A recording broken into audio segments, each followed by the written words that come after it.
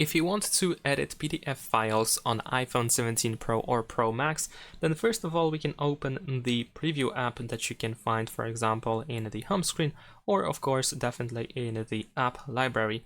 So we're gonna scroll down over here in order to find the preview app. Preview app is used in order to scan and open documents, including PDF files. So over here you should be able to find whichever document you want to edit. So let's say I'm gonna choose this one.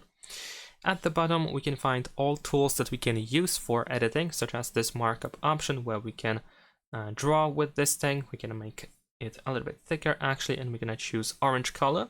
There we go, and now we can draw anything on our document. And in addition to that, what you can also do, let's actually go back.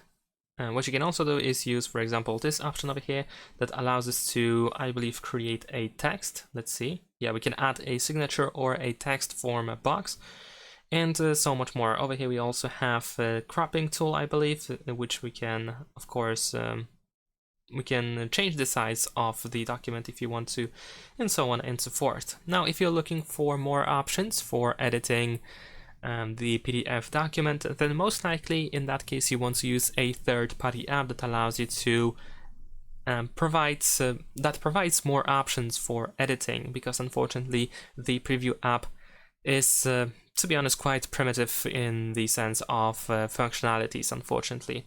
So you might need to switch to something better, something that provides more features. But in that case, like I said, we need to download a third-party app from the App Store.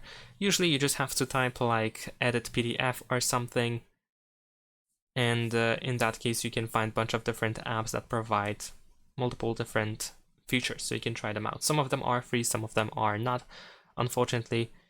So it's up to you which one you want to use. Thanks for watching, leave a like and subscribe.